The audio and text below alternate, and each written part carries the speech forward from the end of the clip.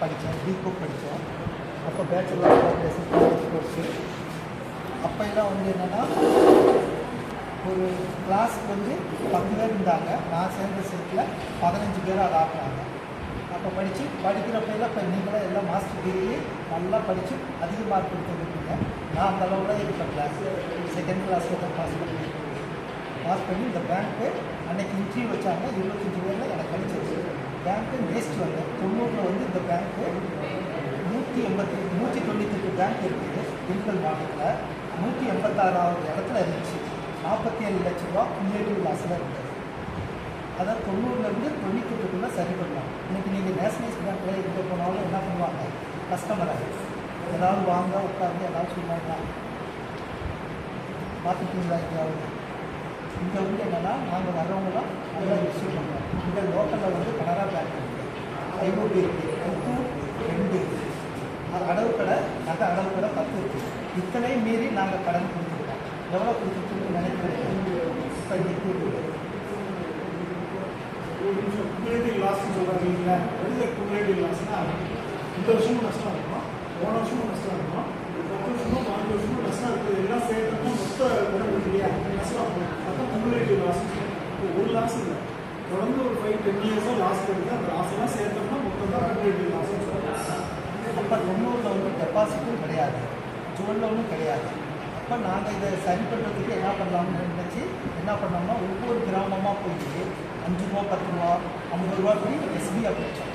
அதுக்கடுத்து பேங்க்லேயும் லோன் வாங்கி jewel loan கொடுத்தோம். இந்த கம்மியான வட்டிக்கு டெபாசிட்டை வாங்கி அதிக வட்டி அப்போ எல்லாம் வந்து இப்போ 10% கொடுக்குறோம். அப்போ 24% கொடுத்தோம் நாய்க்கு. அப்போ 7% 8% நம்பர் கொடுத்துட்டு நம்மளுக்கு எவ்வளோ 14-15% வரைக்கும் மாற்றிடும். அதனால 7 வருஷத்தில் அந்த லாஸை கூட சரி பண்ணிட்டோம். 98லேருந்து இப்போ வரைக்கும் நிகர லாபம். அதே மாதிரி கடந்த 15 வருஷமாக மெம்பருக்கு 14% ரிட்டர்ன். எத்தனை பர்சன்ட்டு?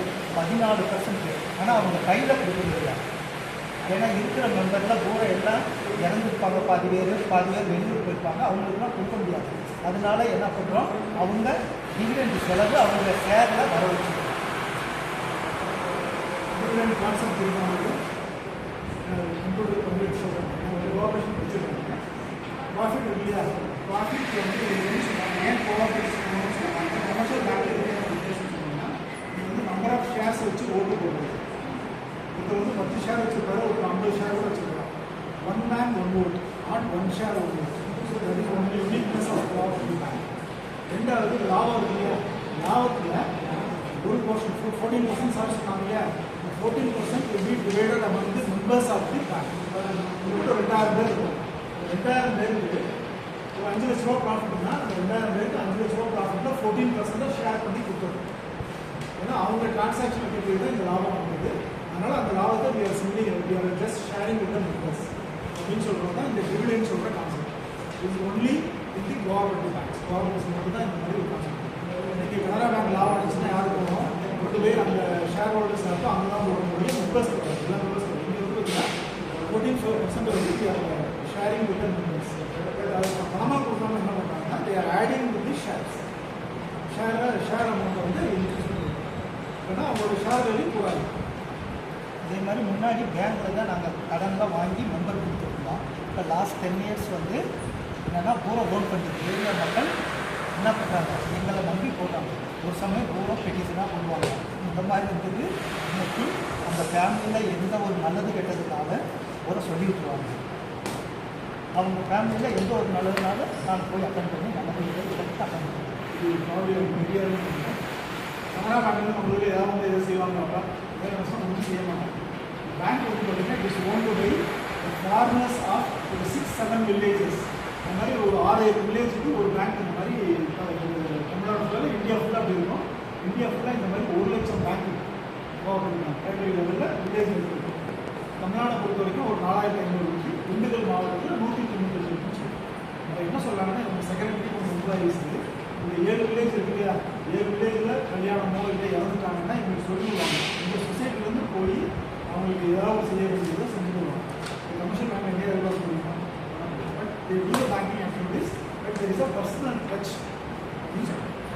ஏரியா பாப்புலேஷன் வந்து 2 பேர் தாடிக்கும்புறம் 31 வில்லேஜ், நகரத்தில் 5, மொத்தம் 36 வில்லேஜ் வரும். ஏரியா பார்க்குறது பெரிய ஏரியா. அந்த அளவு பட் நம்ம இந்தியா ஃபுல்லாக பார்த்தீங்கன்னா ஆன் ஆவரேஜ் 3-4 பேங்க் இருக்கிறத வெச்சு பண்ணி யூஸ்வலாக 6-7 வில்லேஜுக்கு ஒரு பேங்க் இருக்குன்னு தான் கான்செப்ட். அதே மாதிரி இன்னைக்கு மெம்பரில் அதிகமாக டெபாசிட்னா பூரா இங்கே கொண்டு போகிறதுனால இங்கே கொடுத்த கடன் அனைத்தும் என்னென்னா ஓன் பண்ணிட்டே நாங்கள் கொடுத்துருக்கோம். பேங்க்கில் எந்த இதுவும் வாங்காது.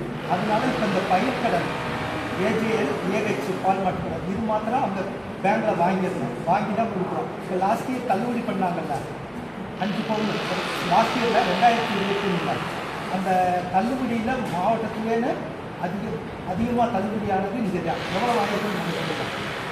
நகைக்கடன் தள்ளுபடி இந்த கவர்மெண்ட் வந்து ஃபார்ம் பண்ணணும்னே சொன்னாங்க. கேள்விப்பட்டிருக்க அந்த நகைக்கடன் தள்ளுபடினா கமர்ஷியல் பேங்க்ல வச்சதுனா தள்ளுபடி கொடுங்க, கவர்மெண்ட் பேங்க்ல வச்சதுனா தள்ளுபடி கொடுங்க. தமிழ்நாட்டிலே அதிகமாக தள்ளுபடி கொடுத்து பணம் கொடுக்குறது 650 பேருக்கு 3 கோடி ரூபாய் தள்ளுபடி. 650 பேருக்கு 3 கோடி ரூபாய் அந்தளவு கொடுத்தோம். ஆனால் ஓன் ஃபண்ட்லேருந்து கொடுத்ததுனால இப்போ மத்திய வங்கியிலேருந்து கொடுத்ததுனால அவங்களுக்குலாம் வர வச்சுட்டாங்க. நாங்கள் ஓன் ஃபண்ட்லேருந்து கொடுத்ததுனால என்ன பண்ணாங்கன்னா இன்றைக்கு வரைக்கும் பாதி பணம் வரல.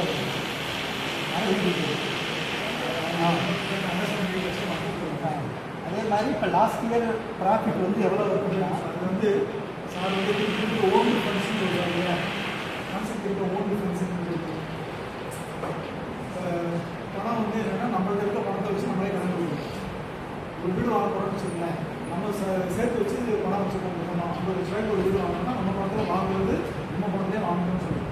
ஒரு 90% என்ன பண்ணுவாங்க, என்கிட்ட 10 லட்ச ரூபா இருக்குது, 40 லட்ச ரூபா கடை வாங்கி வீடு வாங்கணும் இல்லையா? ஸோ அந்த மாதிரி தான் முக்கால்வாசி வங்கிகள் இருக்கும்.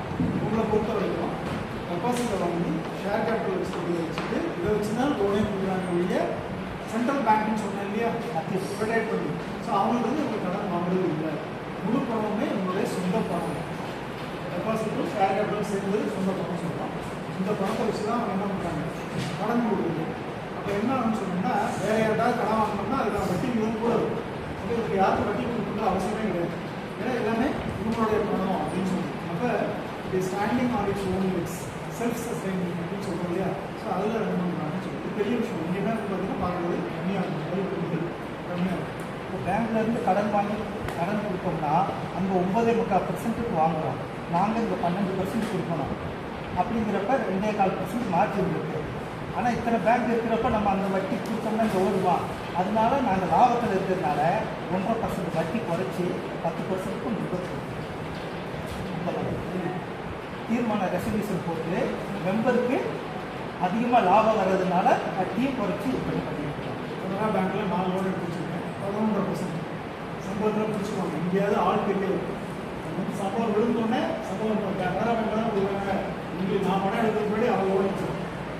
ஆனால் 11%. நாங்கள் பார்த்தீங்கன்னா மெம்பர்ஸ் யாருமே இந்த 36 வில்லேஜ் சொல்கிறாங்களே, 36 வில்லேஜ் இருக்கிறவங்களுக்கு 10% கடன் கொடுக்கும். என்ன காரணம், because it's running on its own அப்படின்னு சொல்லுவாங்க.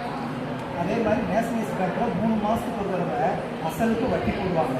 இங்கே வந்து அந்த 1 வருஷம் வரைக்கும் வட்டி அபராத வட்டி கிடையாது. அதே மாதிரி பயிர் கடனுக்கு வந்து டிபேட் வரைக்கும் 1 இயர் வரைக்கும் வட்டி கிடையாது. 1 இயருக்கு மேலே போனால் வாங்கின தேதியிலேருந்து இருக்குது. அபராத வட்டி பயிர் கடனுக்கு 1%, மற்ற கடனுக்குலாம் 3%. பயிர் கடன்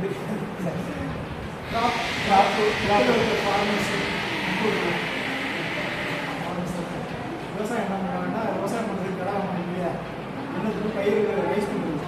ஸோ அந்த கிராப் ரைஸ் பண்ணுறதுக்கு வாங்குற கடனுக்கு பேர் கிராப் லோன் சொல்லுவாங்க. அந்த கிராப் லோன் வந்து கமர்ஷியல் பேங்க்கில் கொடுக்கலாம். இல்லையா, கமர்ஷியல் பேங்க்கில் வந்து கிராப் லோன் கிடையாது. இந்த மாதிரி கோஆபரேட்டிவ் பேங்க்கில் தான் 7% இன்ட்ரெஸ்ட், 7% இன்ட்ரெஸ்ட். ஆனால் ஒரு வருஷத்தில் நீங்கள் அந்த பணத்தை திருப்பி கேட்டுக்கிட்டீங்கன்னா ஸ்டேட் கவர்மெண்ட் அது 7% கொடுத்து உங்களுக்கு பிரின்சிபல் அமௌண்ட்டை மட்டும் கட்டினா போதும். ஒரு ஸ்மால் இன்ட்ரெஸ்ட் இருக்கும். எப்படி எலக்ட்ரிசிட்டி ஃபார்மிங்க்கு வந்து ஃப்ரீயோ அதே மாதிரி இந்த லோனுமே வந்து இது வந்து ஃப்ரீயாக தான் உங்களுக்கு தராங்க.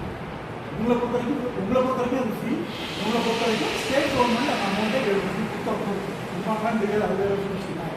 But farmers will get free of interest rate 1 lakh or 2 lakhs or இது எங்கே பாசிபிள்னா ஒன்லி இன் கவர்மெண்ட் பேங்க்கில் நாம சொல்லுங்கள், கவர்மெண்ட் கொடுக்குறோம். மாதம் 1ஆம் தேதி சம்பளம் 30ஆம் தேதி வரும் 30ஆம் தேதி எங்களுக்கு வந்து எடுத்துக்கலாம். அந்த 7% மத்திய கூட்டணி 5.4% ஏற்படுவாங்க. எங்களுக்கு 1.4% தான் ஆர்டி மாதம் பயிர் கிடைக்கிறது. சொசைட்டிக்கு ஒன்றே வேலை இந்தியன் அவங்களுக்கு திண்டுக்கல்லில் கூட்டுறவு இல்லையா, திருச்சி ரோடும் கரூர் ரோடு கூட்டுறவு நகரம் இருக்கும். அங்கெல்லாம் சென்ட்ரல் கோஆபரேட்டிவ் பேங்கிங் இருக்கும்.